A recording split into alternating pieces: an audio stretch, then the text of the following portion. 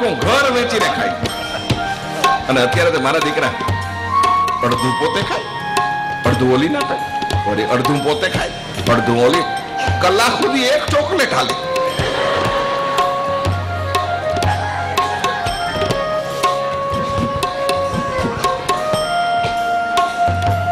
સાસુઓની પ્રાર્થના છે. નવો જમાનો આવ્યો છે બાપ. સાસુએ બળતરા ન કરવી. ઘણી સાસુ એની વહુને કહેતી હોય, અમે બહુ દુઃખ ભોગવો, અમને કેટલી તકલીફ પડી છે, તું આવતા હોય છેની સુખ ભોગવ્યું, અમે તપેલા લઈને ફર્યા છે અને તું એની તવેરામાં ફેર.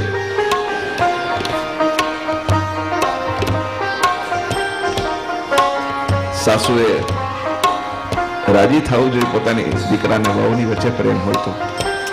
હું તો તમને ત્યાં સુધી કહું છું, ખાનગીમાં તમામ સાસુઓ છોકરો વહુના રૂમમાં જાય ને તો બહારથી તાળું મારી દો. એમ કે મમ્મી ખોલ ને, મમ્મી હવે ખોલ. ત્યારે જ ખોલવું ના બેટા, મોજ કર રે અંદર. જેટલો વધારે રહે ને એટલો વહેલો જુદો પડશે.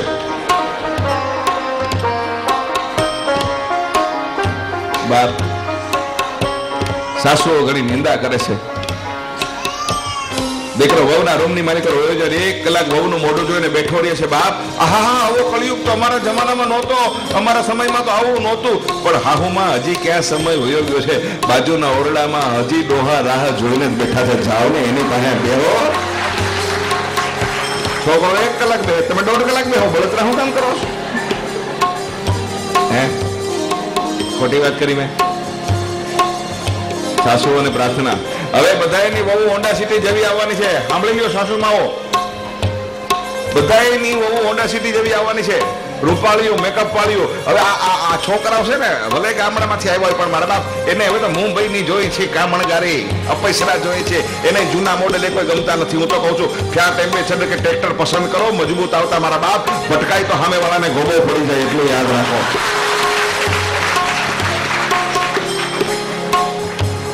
હોન્ડા સિટી જોઈ છે, સ્કોડા જોઈ છે. વાહેલું બમ્પર નીકળે છે, 15,000 નો ખર્ચો આવે.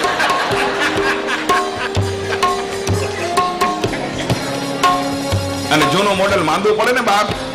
મજબૂત મોડેલ, જૂનું મોડેલ. આમાંથી ગામડાના ઘણા મોડેલ છે. જો ભલા એ લેટેસ્ટ થઈ ગયા દેખાવમાં, પણ મજબૂતાઈ તો હજી જૂની હો.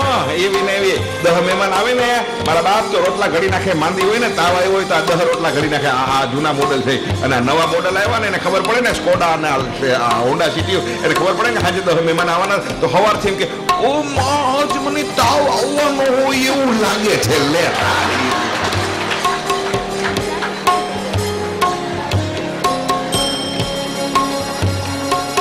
મારો કહેવાનો ભાવ સાંભળજો. હાસ્યનો કાર્યક્રમ નથી. તમને હસાવતા હસાવતા કડવી દવા આપું છું. વહુની નિંદા કરો તો પણ થૂક ઉડે. વહુની નિંદા કરશો તો પણ થૂક ઉડશે. પણ વહુ જો રૂપાળી હોય, મેકઅપ કરીને બહાર નીકળતી હોય બાપ, તો સાસુએ નિંદા ન કરવી. મેકઅપ કરીને વહુ નીકળે એટલે વહુને બોલાવી, મંજુ બેટા, મંજુ ઓકે, મસ્ત લાગે, મસ્ત. મોઢામાં દાંત નહોતો.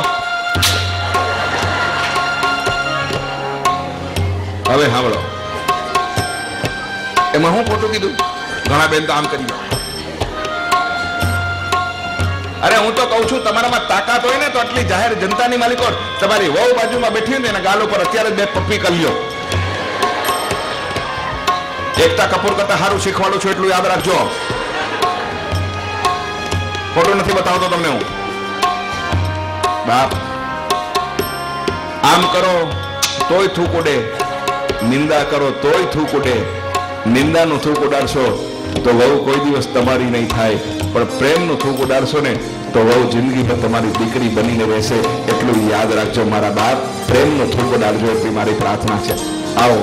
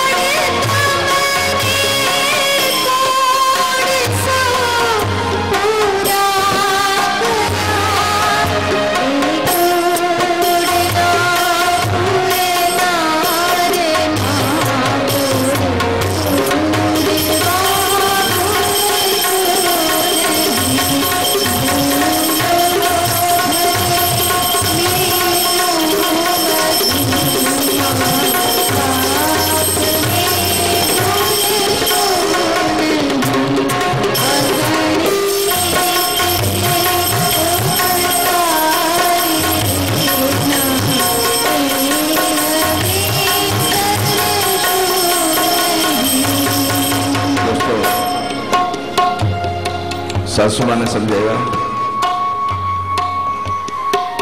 વહુને પણ સમજાવી. અહીંયા બેઠેલી યુવાન વહુને મારી હાથ જોડીને એક પ્રાર્થના છે. તમારી સાસુ વૃદ્ધ હોય, હાથેના કામ કરી શકતી હોય તો દુનિયાની તમામ યુવાન વહુને દીકરીને જેમ બાપ શિખામણ આપે એટલું કહું છું, બેટા વૃદ્ધ સાસુનું ખૂબ ધ્યાન રાખજો. અશક્ત હોય, હાથે નાઈ ન શકતી હોય તો તમારી વૃદ્ધ સાસુને તમારી દીકરી બનાવી લેજો, એને નવરાવજો. ભગવાનની પૂજા નહીં કરો તો ચાલશે બેટા, પણ તમારા વૃદ્ધ સાસુને સસરાને તમારા ભગવાન માનજો. એક બની ગયેલી ઘટના છે બેટા. 3 વર્ષથી વહુનો ખોળો નહોતો ભરાતો. સાસુ અને સસરાને અનન્ય ભાવે સેવા કરવાથી એ આજ એક દીકરાની માં બની છે, એટલું યાદ રાખજો. હવે પોતે કીધેલો મને કિસ્સો છે બેટા. તમારો દીકરો બપોરે સ્કૂલેથી આવે ને તમે થાળી વાટકી ચમચી લઈને એની પાછળ ફરો છો, દીકરો ન ખાય ત્યાં સુધી મૂકતા નથી. તમારી વૃદ્ધ સાસુ સાથે જમવાની ના પડે તો તમે એમ કહો છો કે આ સાંજે ન ખાય તો કાંઈ નહીં, બધી પાછળ પર થાળી વાટકી ચમચી લઈને ફરજો. બા તમારે શું કામ નથી ખાવું?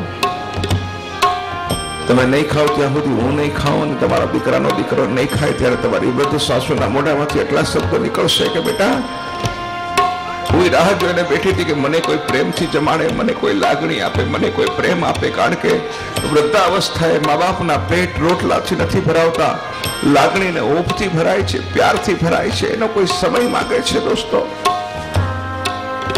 આ બેઠેલી તમામ વહુઓને પ્રાર્થના કરું છું, સાસુ જો વિધવા હોય તો એનું ખૂબ ધ્યાન રાખજો. કારણ કે પોતાના સુખ દુઃખ બાંટવા વાળો એનો જીવન સાથે દુનિયા છોડીને ચાલ્યો ગયો છે. એના દીકરાને તો મા પાસે બેસવાનો સમય નથી બેટા. ત્યારે 24 કલાક તમારી જેની સાનિધ્ય છે બેટા. વૃદ્ધ સાસુને જરાય ઓછું ના આવે.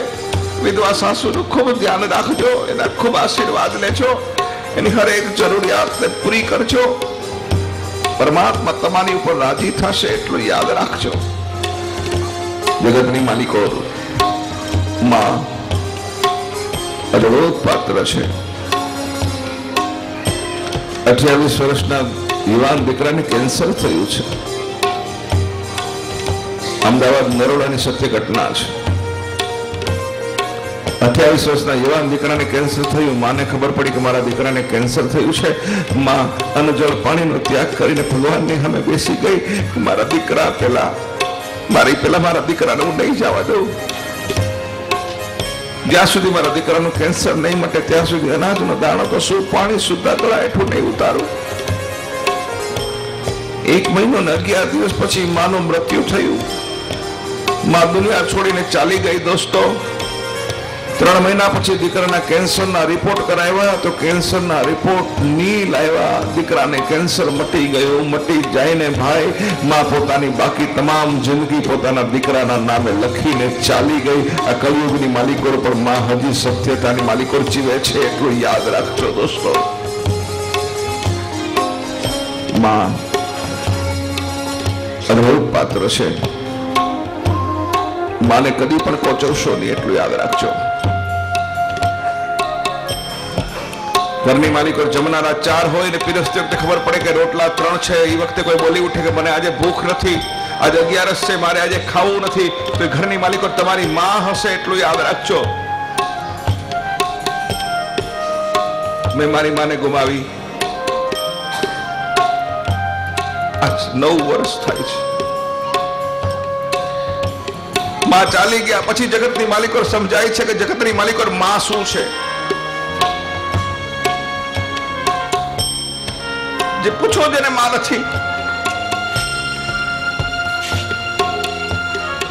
માં વિનાનો સંસાર સૂનો છે એટલું યાદ રાખજો. દોસ્તો, ખૂબ પ્યાર કરજો તમે તમારી માને. ભગવાને તમને માં દીધી હોય તો તમે દુનિયાના સૌથી ભાગ્યશાળી માણસ છો કે તમારી પાસે માં છે. તમને કોઈ સાંભળનારું છે.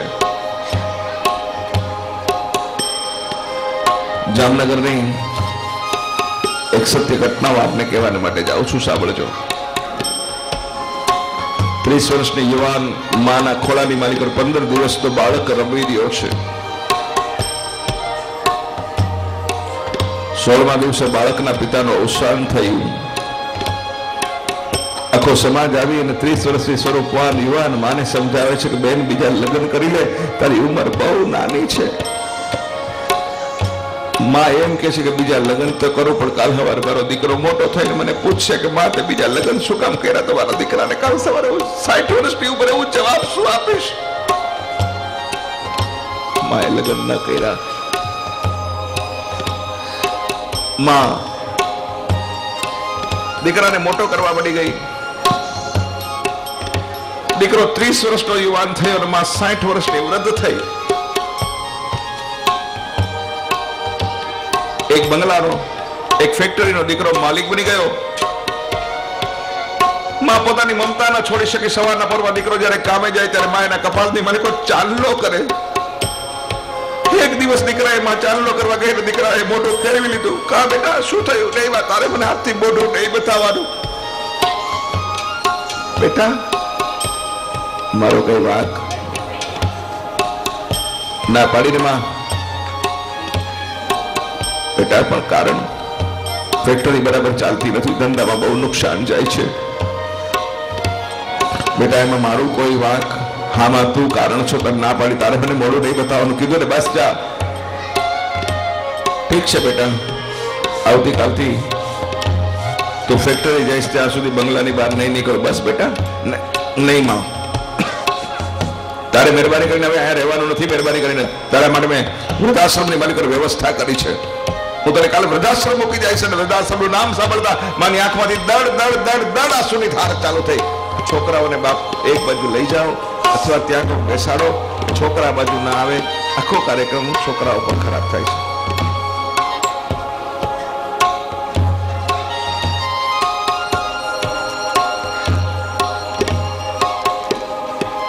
બેટા,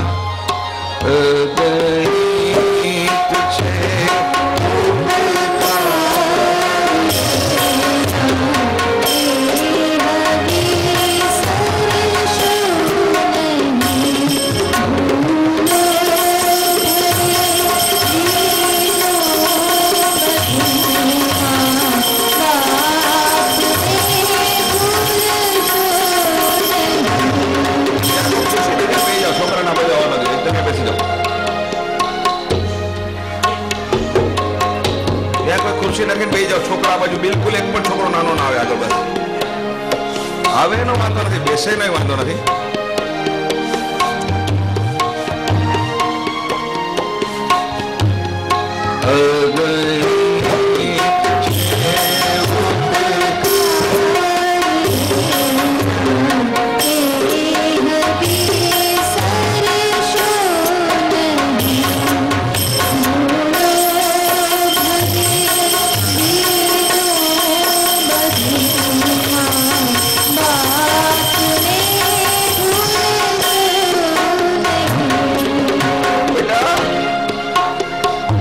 મને વૃદ્ધાશ્રમમાં મૂકી જઈશ તો બોલું ત્યારે સ્પીચમાં લાઈટ ઇકો રાખજો. સ્પીચમાં ભાઈ, હું વૃદ્ધાશ્રમમાં જઈશ તો બેટા તારું નુકસાન ઓછું થઈ જશે. બેટા, મને જવાબ આપ. શું માં? મને જવાબ દે બેટા. આટલી મોટી સજા મને કયા ગુનાની આપી રહ્યો છે? નામાં તને દુઃખ લાગશે, નહીં લાગે બેટા? વાત કર. તમારા રૂવાડા બેઠા થઈ જશે દોસ્તો સત્ય ઘટનાને સાંભળ્યા પછી. શું બેટા, વાત કર. નહીં માં. ના બેટા, તારે કેવું પડશે બેટા. તો સાંભળી લે માં. અત્યાર સુધી હું નહોતો માનતો. સમાજના લોકો કે છે, શું કે છે સમાજના લોકો? કે માં, સમાજના લોકો એમ કે છે કે સારા કામે જતા હોય ત્યારે સવારના પોરમાં કોઈ રાંડી રાણ કે વિધવાનું મોઢું જોઈને જાય ને તો એને અપશુકન થાય. માં, મને તારું મોઢું જોવાથી તારા અપશુકન થાય છે.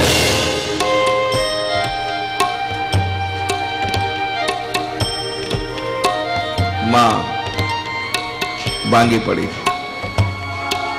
દોસ્તો, એ બેઠેલા તમામ લોકોને પ્રાર્થના કરું છું, માં જેવું કોઈ જગતમાં સુકન્યાળ પાત્ર નથી. એટલું યાદ રાખજો. તમારે કાલ સવારે કોઈ ફેક્ટરી ખોલો અને ફેક્ટરીની માલિકો ગણપતિનું પૂજન કરવાના હો, સ્થાપન બરાબર બાજુ ઢળાઈ જાય, સ્થાપન થઈ જાય, ગણપતિની મૂર્તિ ન મળે તો ગણપતિની મૂર્તિ ન મળે તો એ બાજોઠ ઉપર તમારી વિધવા માને બેહાડી એનું પૂજન કરી લેજો. ભગવાન ગણપતિ પણ તમારું કાંઈ નહીં બગાડી દે, એટલું યાદ રાખજો.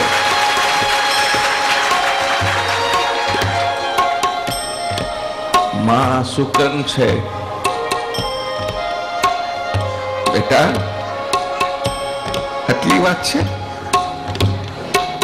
એટલે તું મારું મોઢું જોવા નથી માંગતો? સાચી વાત છે.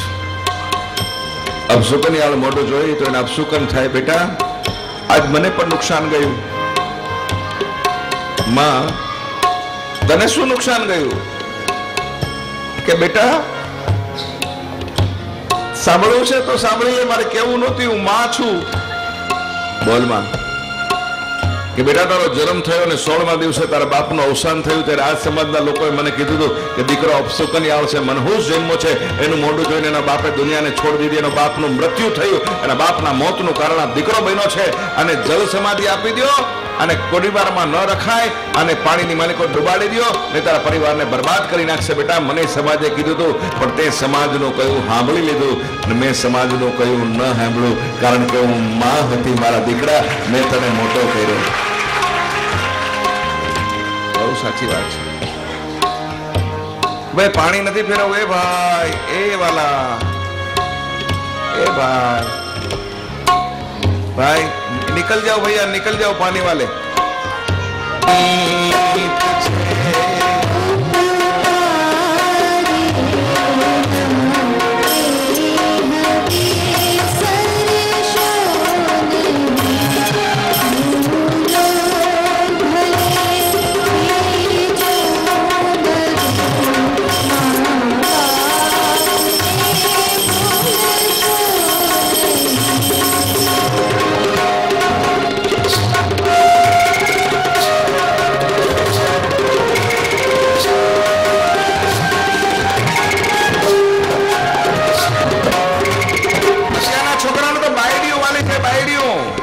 બાયડીનું મોઢું અવડું જોવે ને તો બિસ્કિટની વાહે ગલુડિયું આટા મારતો હોય, માટા મારવા માંડે. કેમ બોલતી નથી બકા? બકો કરી નાખશે તારો ટકો, છાનો મનો બેહ ચકા. અને બાયડીને મોઢા બનાવતા બહુ આવડે. એવડું મોટું થાય એટલે ઓલા છોકરો વાહે વાહે ફરતો પૂછે, કોકી મમ્મીએ તને કઈ કીધું તારી?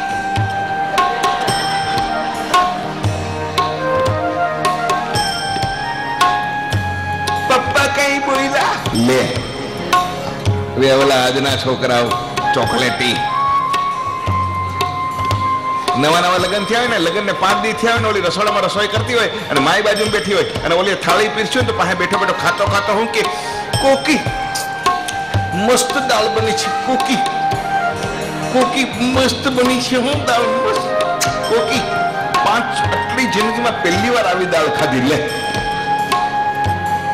હવે એની માને દુઃખ ન થાય?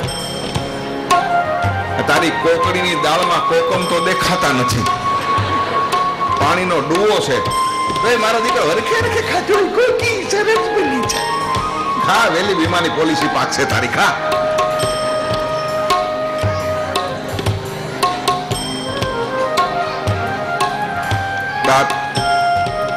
આપણા સમાજની માલિકો જ્યાં સુધી મા બાપ જીવતા હોય, મા બાપની સામે સંતાનોને તેડીને હકતા. આ વડીલોને પૂછો બધાને,